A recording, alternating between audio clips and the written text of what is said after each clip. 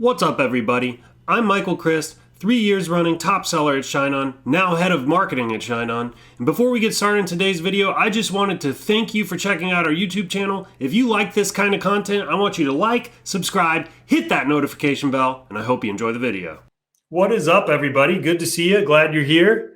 Today, we are going to be talking about Mother's Day. But before we do, let's get engaged. Let's get some movement here. Let's take a little bit of action. Does everybody have a drink in hand? These are called Coffee with Michaels after all. And we're going to start this off with a toast. The Digital Marketer's Toast. All you need is a mug, bottle, or flask, or a glass of some kind. I like a mug with coffee in it. And this is the Digital Marketer's Toast. Are we ready?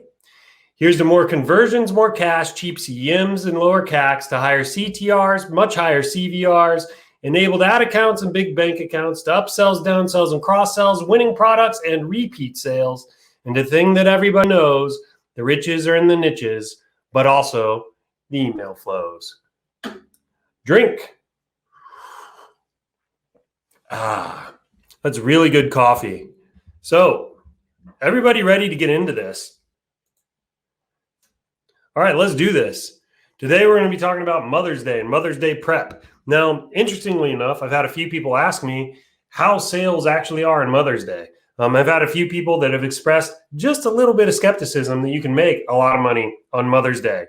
Well, I want to dispel that myth from the very beginning. This is a screenshot taken from our Facebook group last year. I took this screenshot and I saved it to my desktop under the file name It Is Possible. Now, that may not mean much to you, but if anybody knows me, I keep a very clean desktop. I literally have nothing on my desktop except one folder that I call the junk drawer, and that's where all my crap goes. And then I have this file here, and it's called It Is Possible. And it's to remind me anytime I'm getting frustrated because I don't have sales going on or anything like that, that somebody last year sold $578,000 worth of jewelry in literally 7 days. And this was a Mother's Day run, believe it or not. Now, I too was very skeptical. You could do huge numbers on Mother's Day until I saw this screenshot. And it literally changed everything. It blew my mind and really showed me what was possible with ShineOn products and with these compulsory gift-giving holidays like Mother's Day. $578,000 in just 7 days. 11,200 units.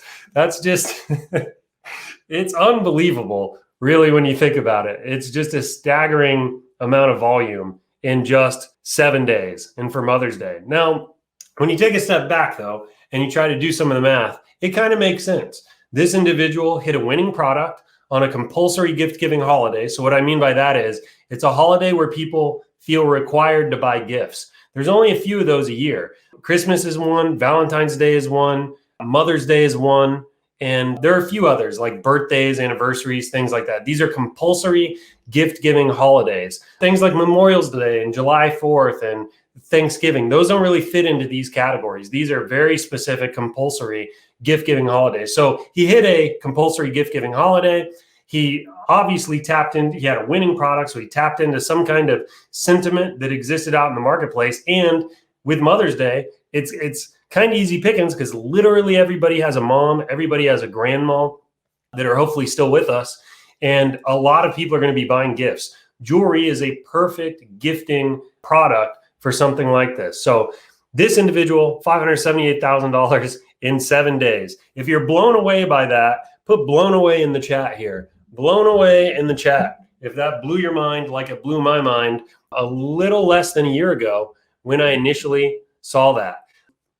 Again, it rocked my world such that I saved this to my desktop, called it It Is Possible. And this file is still on my desktop.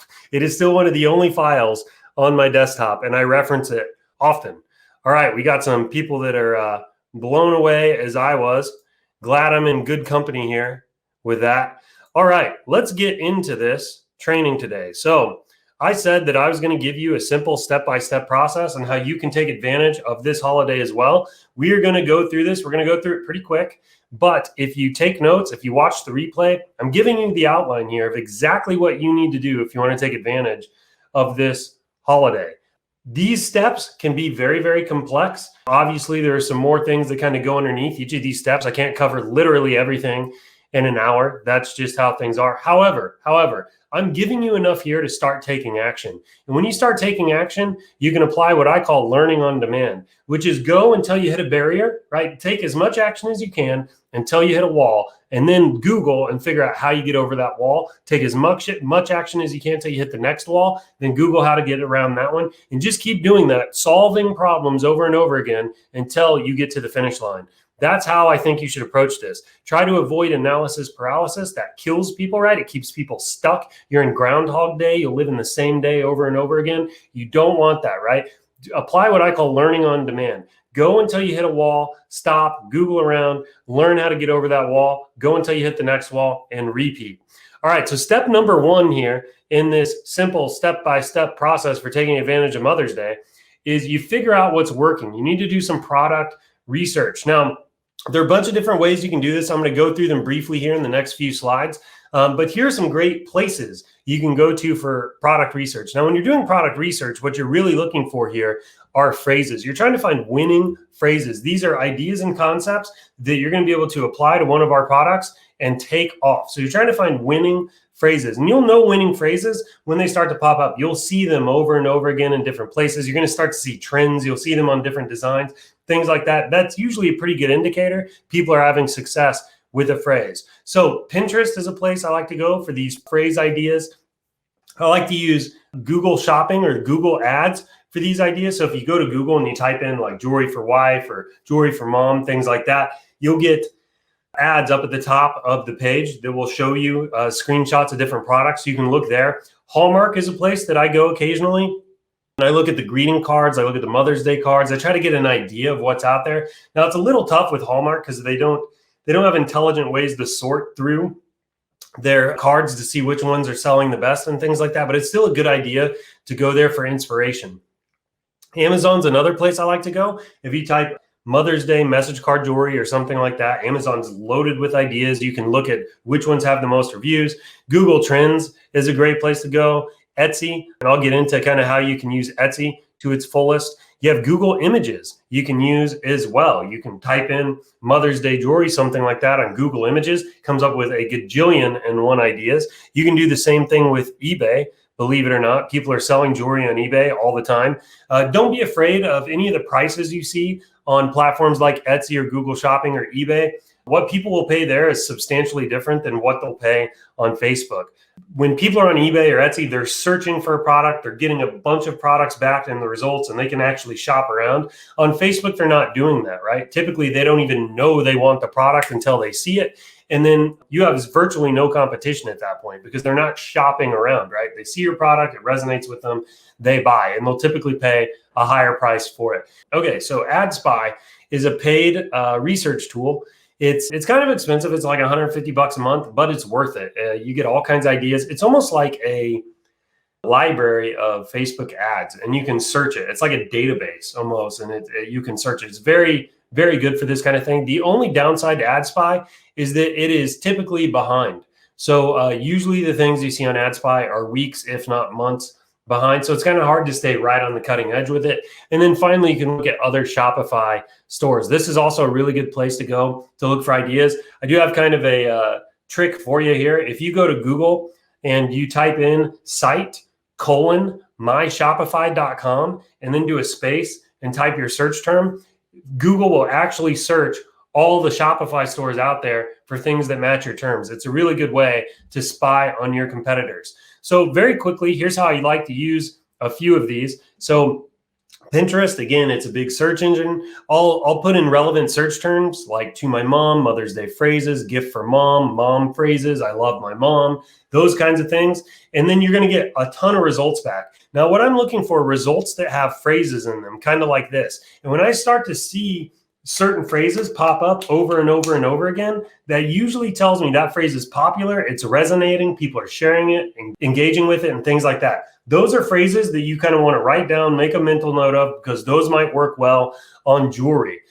I'm going to read a few of these just so you can kind of get an idea of what I'm talking about here. I've got a bunch of examples throughout this presentation, so I'm not going to read every single one.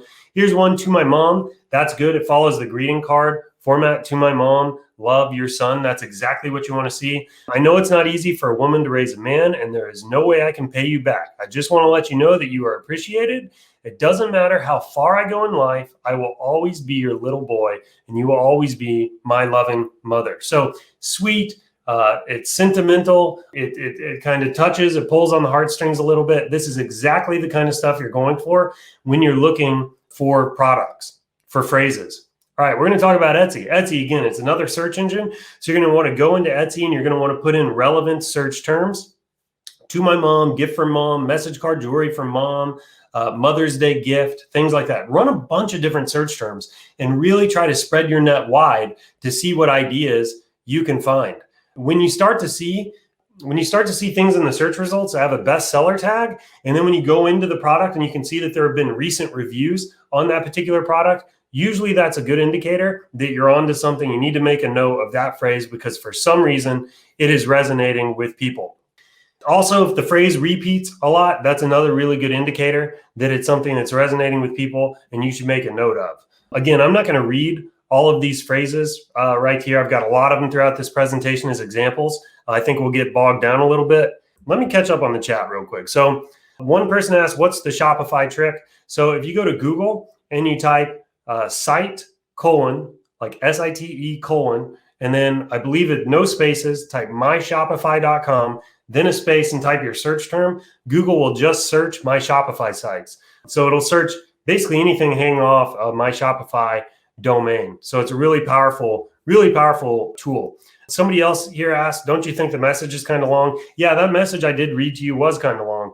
It's a great that you actually asked that. You are probably going to need to shorten and modify some of these. You may have to spin them a little bit. Like, so for example, on that one, it was from love your son.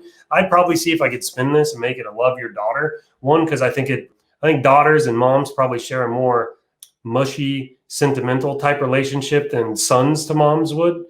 Just my 2 cents on that.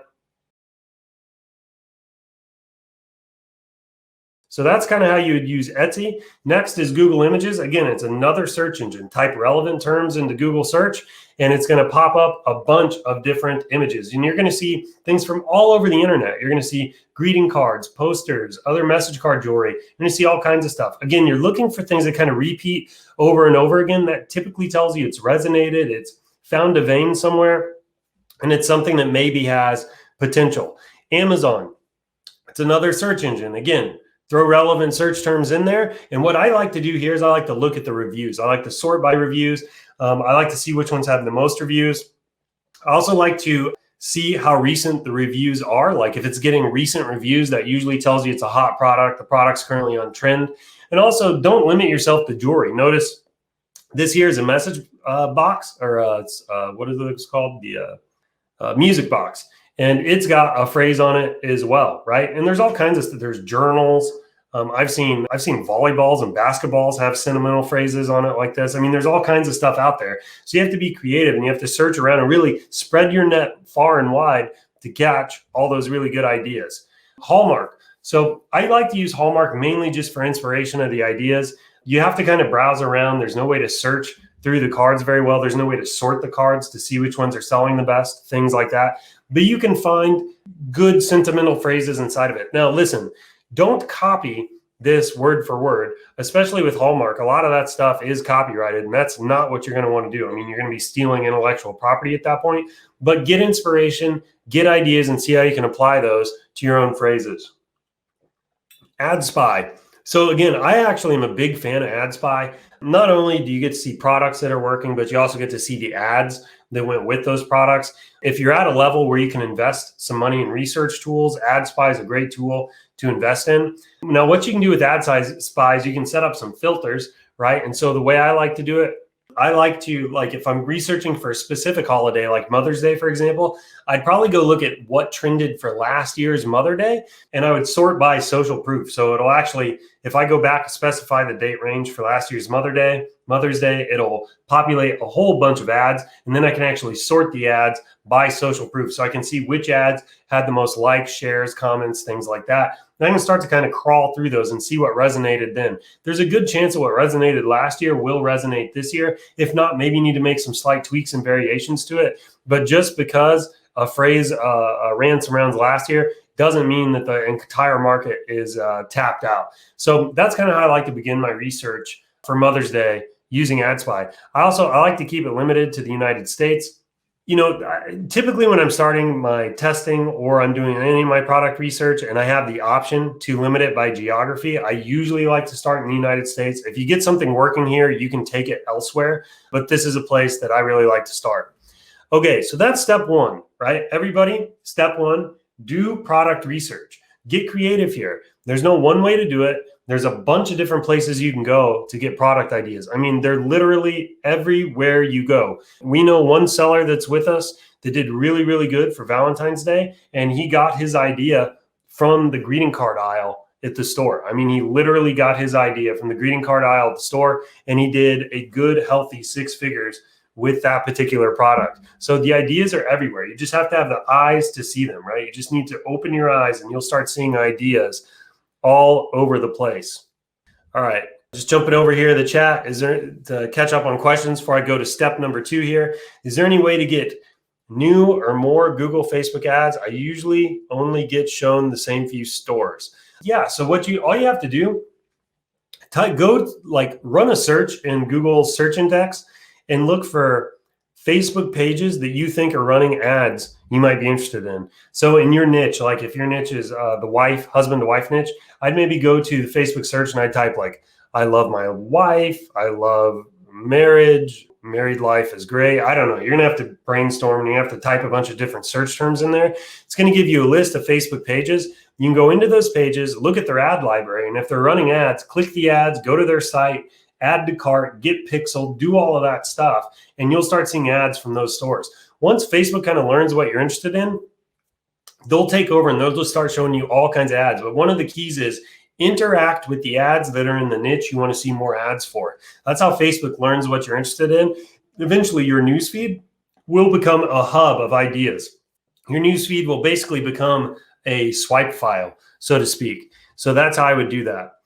It looks like, yeah. So here is Kim. Thank you for typing this. Here's the trick I was talking about. If you want to search Shopify stores for a particular niche or for ideas, right? So what you do is you type site : and then myshopify.com space and then the search term. And what Facebook will do or Google will do is it will search basically anything hanging off myshopify.com, which is every Shopify store, and it'll look for those terms. And it's a way to just look at what other Shopify stores are selling. So little ninja trick for everybody. Thank you, Kim, for typing that. Somebody mentioned Personalization Mall here. I agree. This is another great place to look for ideas. It's literally endless. I mean, you can find ideas everywhere. You just have the eyes to see. So thank you for that. It's a great idea. All right. Okay. Good. Looks like we're caught up here. Let's get into Frankenphrases. All right. So by now you should have done your research.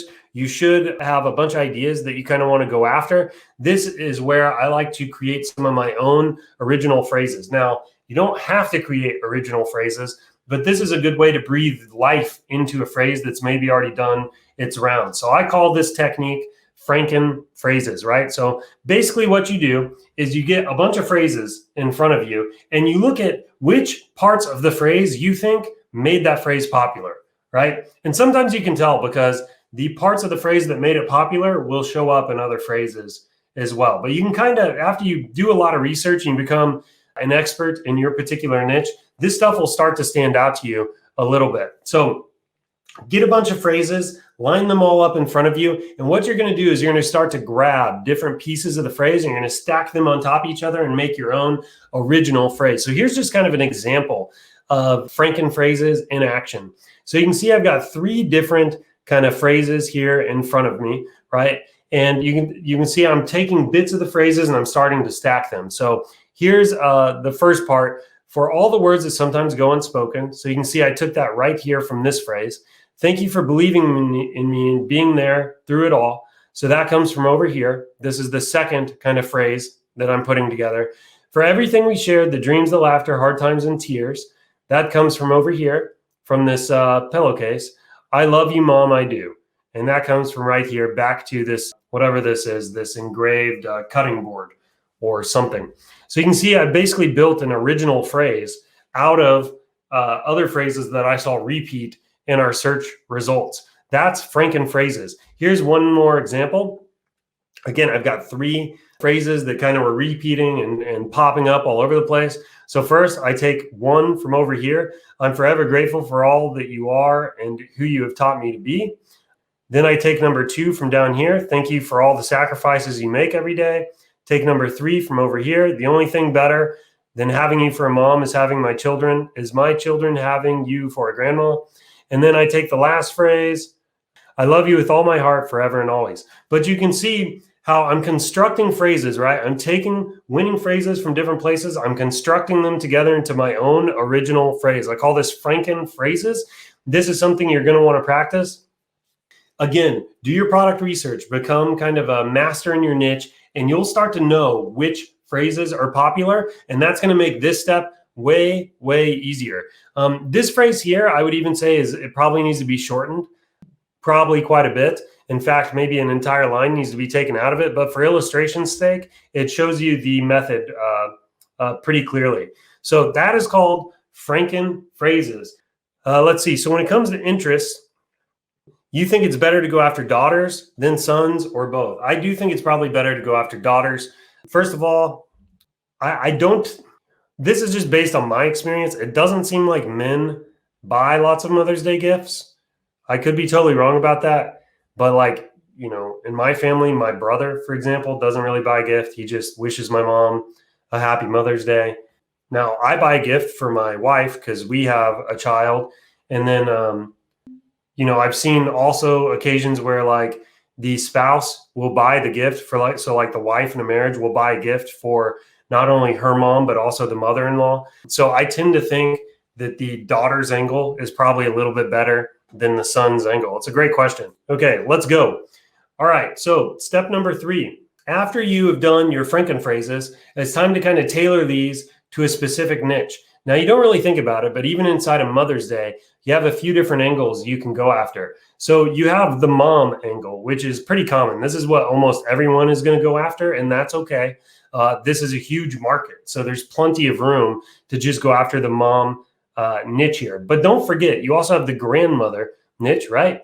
People that have moms typically have grandmas. If God willing, if they're still with us, they're probably going to want a gift. You can create a gift that goes after that niche. And also there just aren't a lot of gifts tailored for grandmothers. So if you can tap into this niche, you may have a corner on the market. And then another one I like to go after is this bonus mom or unbiological mom. Now, this is one that I started to see trend probably 2 years ago.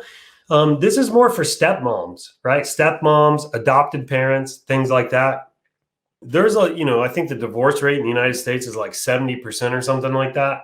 Many of those people go on to become remarried. So this bonus mom thing kind of plays into that a little bit. It's playing into the stepmom. And by the way, bonus mom sounds a lot better than stepmom on a message card. I think everybody here would agree. So bonus mom and biological mom, these are other angles you can put at the card. So see how I've taken one phrase here, and I've literally taken the one phrase and we've just spun it for each of the different angles, right? Here's bonus mom from your bonus daughter to my mom. And then we put, I love you, mom here, just a little change in the way the phrase ends. Love your daughter to my grandma. I love you, grandma. Love your granddaughter, right? Didn't put it here because it just, I love you, bonus mom, just didn't quite sound right. However, you get the point here. So now after you create some phrases, you can start to spin them to different niches for Mother's Day in particular. Here's kind of what some designs may look like with these particular phrases. So you can see, again, they follow the greeting card format. This is exactly what you want. Notice that who it's to is really big up here at the top. That's going to be important. When people are on their news feed, they're using their cell phones, right? They don't have a ton of screen real estate here. So you need to make sure that phrase is really big. And these parts of the phrase, like this part here And this part down here, these are the attention getters, really, of the phrase when they're just scrolling through the feed. So you want to make sure those are big and kind of in your face. Notice it says, to my bonus mom. That stands out. It's weird. It's different. It's going to get somebody to stop the scroll. To my mom, to my grandma. Well, hey, Mother's Day is right around the corner. People are going to be looking for these kinds of gifts. They're going to be tuned into that. And when they see this in the newsfeed, they're going to be more likely to stop, read what you have to offer, and possibly buy. After you've done all of these things, all right? So let's quickly review. So step number 1, figure out what's working. Do your product research and just put down tons of ideas. Step number 2, you're going to want to tailor, you're going to want to use Frankenphrases and create some of your own phrases that grab the best parts of all the best-selling phrases that you found. Step number 3, tailor them to the specific niche you want to go after. Keep in mind, guys, you might find a phrase that worked in a completely different niche you were not even thinking of, like maybe a romance niche. But you find that if you tweak 1, 2, or 3 different little things in it, it actually is perfect for the Mother's Day angle. You may find some things like that. This step is all about taking the winning phrases that you have found, twisting them, tweaking them, applying new angles to them, and making them relevant for Mother's Day. Then you have to get your designs created. So you can create designs in Canva. You can create designs in Photoshop. You can go to Upwork. There's a bunch of places to go for designs. ShineOn actually has a ShineOn graphic design group, which is a great place to tap for ideas. And then finally, you need to run some Facebook tests. Now, look, if you go through steps number 1 through 4, while valuable for your own personal growth, but you don't run any ads, almost all of this was for nothing, right? Almost all of it was for nothing. This is the finish line here, so to speak. This is the finish line. If you're running a race and you tap out 10 feet in front of the finish line, you don't finish, right? You don't place. It doesn't count, right? This is the finish line. So if you do all the steps before, this is where the rubber meets the road. So everybody here, I want you to give me a commitment here that if you do steps 1 through 4, you are going to run some Facebook ads. So if that's you, I want you to type "I'm in" the chat. So somebody here asked, Facebook user, how do you target grandmas? Well, that's an interesting question. But the thing is you're not going to target grandmas because grandmas are the gift receiver, right? They're not the buyer. That's the recipient of the gift. The buyer is going to be sons, daughters, things like that. So the good news is you don't have to worry about targeting grandmas or your BFF's mom. There you go. That's another way to do it. Recommended character limit for message cards. I actually did this one time. I looked at the average number of words, I think it was, for best-selling phrases. And I think it came out to be 75 words. That might be too small. I don't entirely remember. I'd have to go look at that. Sorry, Jesse. So close, but so far away to an answer. Perfect. All right, let's talk about some really easy ways you can run some tests on Facebook. Now, look, you do not have to get crazy with your Facebook tests. It does not have to be, you don't have to have the hottest new method. You don't have to be an expert with Facebook ads. Facebook ads are pretty simple. I don't know how much money I've spent on ads now, a lot of money. Not only that, but I've coached a lot of people. I've got some courses out. I'm connected with other top sellers. And I've basically come to believe that if you have a winning product, any method will work, right? If you have a winning product, any Facebook ad method will work. Now, there are some caveats, right? Your targeting is just completely off or something like that. Of course, you're going to have some issues. But for the most part, if you have even a basic understanding of what you're doing, the ads are almost always not the issue. It's almost always an issue with the product. If you have a winning product, any Facebook ad method will work. That's kind of my story, and I'm sticking to it. So here is a very simple way to test some Facebook ads, right? Here's a very simple way to test some of your products. So this is a campaign structure. So right here, you're looking at the, you have one ABO campaign. ABO stands for Ad Set Budget Optimization. So when I'm doing my testing with low budgets, I like to use ABO testing. I don't like to do CBO until I start to scale anymore. So ABO, one ABO campaign. I like to have 5 ad sets. Each of these ad sets can have a duplicate or a unique interest. I personally, if I really have my targeting dialed in, I like to do duplicate interests. However, if you don't have your targeting dialed in, it may be smart to kind of go after some unique interests. Just keep in mind that when you're testing, your budgets are small, so you're not gonna have a lot of money to spend exploring interests, right? So you kind of want to make your best guess when you're testing. So you're gonna have 5 ad sets. Each ad set's gonna be $5 a day, right? They're gonna be duplicate or unique interests, right? Boom, boom, boom, boom, boom. And then you're gonna run your best ad on each of the ad sets. So what I like to do, I create my campaign, create my first ad set and my first ad, and then I literally just duplicate it 4 times to get the other 4 down here. So I create the first one, it's the key, so to speak, and then I just duplicate the other 4. Now you're probably going, well, what's my best image and my best copy? Well, what I like to do for this, especially when you're new, you got to do research, right? You have to go out there, do research, figure out what's working in your particular niche for your particular products, see what other people have done, and then take the best elements of those. See what images they use, see what angle the mock-ups are at. Use copy that's similar to theirs. If you're brand new and you're just starting out, that's what you need to do. I always like to say, imitate before you innovate. See what other people are doing, the people that you want to be like, see what they're doing, imitate them, right? Don't carbon copy them. That's not what I'm saying. Imitate them. Then later, after you've got some of your own chops, then you can innovate. So this is called the penny slots method. This is a testing method I still use and I still have results from. I still find to be a fairly good indicator of how tests are performing. So this is the method I recommend everybody here use as well. It's simple and it'll give you results and it's cheap, guys. It's 25 bucks. I run these for about 3 days, right? So I spend about $75 a test, sometimes a little bit more. I like to go to 2 times my break-even cost per purchase when I'm testing. So just so everybody knows, because I'm probably going to lose you there when I say that, break-even cost per purchase. If you want to find your break-even cost on an item, all you have to do, take the cost of the item, subtract your cost of goods from it. So just for example's sake, let's say the cost of the item is 50 bucks and your COGS, your cost of goods on the item is 10 bucks, right? That leaves you a $40 margin to play with. That means you can spend up to 40 bucks on ads before you lose money. So if you make a sale under 40 bucks, you make a profit. If you spend $40 to get a sale, you're break even. If you spend $41 to get a sale, you lose $1, right? So that's your break even cost per purchase.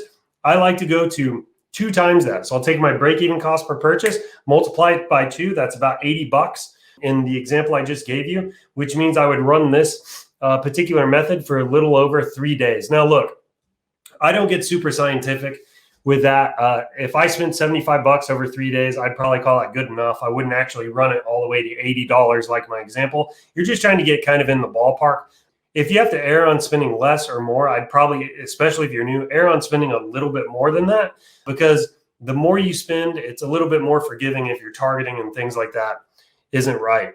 So that wraps up kind of the simple testing method. Now I've got 2 more tips for you here, 2 more tips to help you succeed this Mother's Day. All right, I've uploaded product phrases ideas to 18 ideas, and we'll run 18 ad sets just to test all at once, or would you recommend one at a time? So I do one product.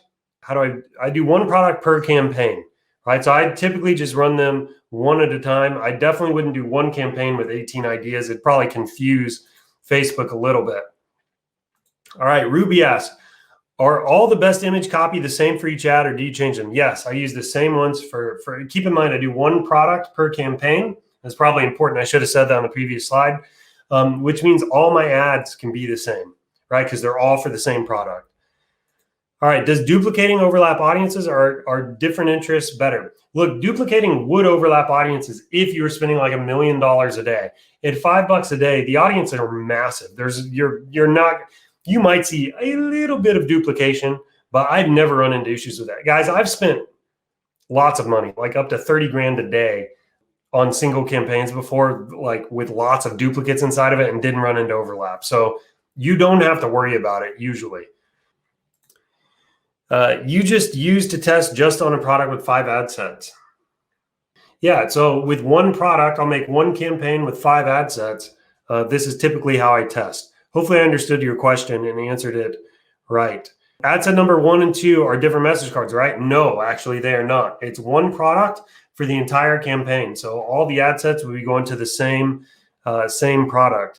All right, good. Let's get into these 2 tips and then we'll do some quick Q&A and wrap up. All right, 2 more tips. Buyer upload message cards are going to crush. They're going to crush this year. This is something that was not around last year. We launched these in the run up to Christmas, and I'm telling you, they freaking popped. We launched these it's like the last week in November, I think it was. And our Christmas cutoff was like the second week of Christmas. And I'm telling you, we had one of these that skyrocketed right out of the gate. And there just really wasn't enough time to scale to get to like massive numbers. But the trajectory it was on, it was going to be huge. So buyer upload message cards are absolutely going to crush. Don't forget what we talked about last week. Remember how I showed you the maternity niche where people can upload ultrasound images into these cards? That could be smashed for Mother's Day. That could be an absolute smash. So these products here are going to absolutely crush. And don't forget, it's not just the necklaces. You have the bangles as well. You've got the circles. You have the hearts. I can imagine a bunch of moms out there that would love to have a little necklace with a picture of their kiddo on it with a nice lovey-dovey message card. So these are going to absolutely smash. So make sure you are on the train for those. And then also another great thing about these products is, this is tip number 2, we have a 50 to 60% take rate on engraving. So most of the time when people buy one of these products, they don't feel like it's complete without adding engraving to it. So now just imagine they can engrave the name of their kid on the back. Or if it's like a small family photo, they can engrave the name of 2 or 3 of their kids on the back. This is going to absolutely destroy for Mother's Day. So make sure you're testing with this. I mean, again, this is a new product. It was not around really last year, the buyer upload message cards. This is going to absolutely make somebody a killing in this group this year. All right, that about wraps it up for today. We're going to move into some Q&A. So feel free to ask away. I'm going to start moving down through the list of questions here. I'll get to as many as I can, and we'll probably try to wrap up in the next, 10 minutes or so. Enrique says, I'm learning a lot to put into action right away. Love that. Love that. I hope that you'll be real successful, and make sure you check in with us and let us know if you need any help, man. We're here for you guys. All right. Same ad at 5 times 5 ads, same audience. I don't totally follow the question, but yeah, I personally know my targeting pretty well. And so all 5 of my ad sets will be going after the same interests. So they're just duplicates when I do it. Every one of them is a duplicate. Any suggestion on perfect audience size for ABO tests? No, there's no perfect audience size. There's no perfect testing method. There's no perfect ad copy. There's no perfect image. It just doesn't exist, unfortunately. So I typically, though, you probably want to stay above 500,000 and probably for a test above 500,000, potentially below 2 million.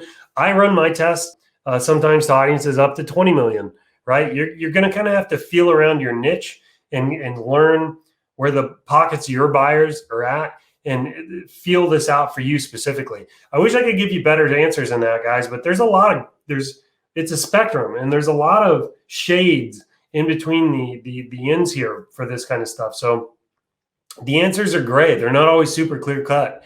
And by the way, I'm giving it to you straight here. I could tell you that, yeah, there's a perfect audience size and all that kind of stuff. I'd just be lying to you. There just isn't. If you're new and you're just starting out, I would recommend maybe between 500,000 and 2 million. I will tell you, I've run tests before the audience is up to 20 million though, and I've been fine. All right, what is the max audience size? There is no max audience size. What about 2 ads per ad set? You can do that, but when you're on low budgets, it almost doesn't make sense because you don't have enough budget to test through both of the ads. So I usually just take my guess at what the best ad is and I throw it out there. Can you give an example of the duplicate audiences? Well, just like, you create your campaign, you'll create an ad set, you'll put your interest in the ad set. This tells you who your targeting is. So like, let's say your interest is soccer, right? Then I duplicate that ad set and suddenly I have 5 ad sets that are all targeting soccer is the interest, for example. Hopefully that answers your question. 7 days or 1 day conversion period, which works best. I like 7 days. Typically go with whatever the longest one is they give you. With iOS 14, though, it's a total curveball. So I choose 7 days, but I think it defaults to 1 day on a lot of ads anymore. Ooh, someone asks, whoa, you've asked a lot of questions. I lost my spot and almost couldn't scroll up all the way. Joy asks, how many characters on pendants? That I don't know. That's a great question. I do not know. Pendants are quite a bit smaller, so you want to make sure the phrases are shorter and the font sizes are bigger, though. I can tell you that. You know the take rate on the earring. So keep in mind the CZ studs are post-purchase, right? So they're not on the product page. They're a post-purchase item. So they come after conversion, and we see between a 7 and 15% conversion rate. So typically, the closer you get to a holiday, the higher that conversion rate goes. On the other side of holidays, that conversion rate dips quite a bit. It also depends a little bit on the products that are trending. The CZ studs we found do really well with the other cubic zirconia products, Love Knot, Alluring Beauty, Forever Love, those kinds of products. And it doesn't do as great with the graphic pendants, which has prompted us to try to find other items to upsell with the graphic pendants. What about people with multiple children? I think you're asking me, like, from a gifting perspective, what if they have multiple children? Well, there's some things you can do. You can offer them discounts if they buy more than one. You can like on the platform in particular, you can actually choose the discount code and display it on the page and say, hey, buy more than one, use this discount code. You could do something like that. They could always use a photo that's got everybody inside of it. If you have your own Shopify store, you can do even more unique things. Like you can use tiered discounts. You can stack products where you can put it where they buy more than one at a time. I've seen people do that with the bangles, where they'll buy more than one bangle, and each bangle will have a little image of the kid on it. There's things like that that you can do. Ruby says, love this session. Thanks for the feedback on that, Ruby. Sarah says, I'm new to ShineOn. I'm going to be using the ShineOn platform. Do I need to purchase a domain, or is that only when using Shopify? So you should probably purchase a domain. We're trying to get everybody over to custom domains. It's not required yet, but that's the direction things are trending. So we definitely recommend get your own custom domain on the platform. They're like $12 a year too, so they're not expensive. There's a little bit of tech setup, but we got some YouTube videos that'll walk you through that. But highly recommend just go ahead and get your custom domain. Do it now. It's the future. It's where things are trending. I have a feeling every platform is going to be like that before long. Also, from a data attribution perspective, Facebook is just not very good at data attribution. And like with iOS 14, it's going to be basically impossible unless you have your own custom domain, because you have to configure the pixel events. Look, it says you're new here. I don't know if you're new to Facebook as well. I'm sure that some of what I just said is probably a little bit confusing. I'd go to our YouTube channel, look at the videos we've made about custom domains. It should help clear some of what I just set up. Yisanul, hope you're saying your name right, buddy. For daughter to mom, can you throw some tips on targeting? For daughter to mom. Well, I would target women. The way I'd probably do it is I definitely target women. I target women that are greater than 30. And then maybe what I would do is experiment with some different interests. Family might be an interest. I might experiment with women that are married. I might experiment with some other relationship statuses like single or engaged, things like that. Keep in mind that everybody has a mom, right? So you don't have to get super scientific with the targeting, right? You're really just trying to find people that are going to be more likely to buy. Since everyone's basically in the demographic, your interests are just trying to chop that demographic up into more manageable bits. So I hope that helps answer your question. Do you have plans to make manual orders on the platform? I can't say I fully understand that question. Sorry, Facebook user. Yeah, so when you go to create the product on the platform, you can download the PSDs for the mockups, and you can change the photo on the PSD. That's how I do it. What is the ideal audience size for a $5 ad set? Well, again, I'd probably go between 500,000 and 2 million if you have to corner me on an answer to that. However, I don't know that there is a perfect answer to this question. Now this time when run ads and also start to sell, unfortunately, desirable or restricted ad accounts of business. Yeah, look, this happens sometimes. Facebook is freaking crazy right now. And I don't know what to say. Their AI wigs out. It shuts down ad accounts sometimes. It hits your profile. It's weird. I don't really know what to say. I do know this. More often than not, like 95% plus of the time, people get it back. So that tells you it's Facebook's problem. It's not other people's problem. They've just kind of lost it, unfortunately. However, we are doing some things on our side to try to, I don't want to say throw off the Facebook algorithm, because that's really not it. But we're trying to do some things on our side to kind of create more diversity among our sellers with our servers in the background and the custom domains and things like that. So hopefully that will help. But unfortunately, Facebook is just Facebook. I don't see them changing anytime soon. Is $10 per product good test when you have very little budget? Unfortunately, it isn't. $10 is it's just not enough to know if the product's going to do good for you or not. You really need to spend, I would try to spend at least $75 on a test. You used to be able to get away with spending $50 on a test. I remember when I started back in like 2016, spending $50 on a test, and we thought that was expensive at the time, but it's just continued to get more expensive over the years. All right. Can we use buyer uploads on our Shopify store? Yes, you absolutely can. It should be in your product catalog. Are our customers able to upload a picture to the message card? So not to the message card unless you have Artwork Swapper. If you have Artwork Swapper on your store, so this is an app you can install into Shopify, and you can configure it so that it'll allow you customers to add an image to the message card. Which earrings sell better, red or white? We see more sales on the white.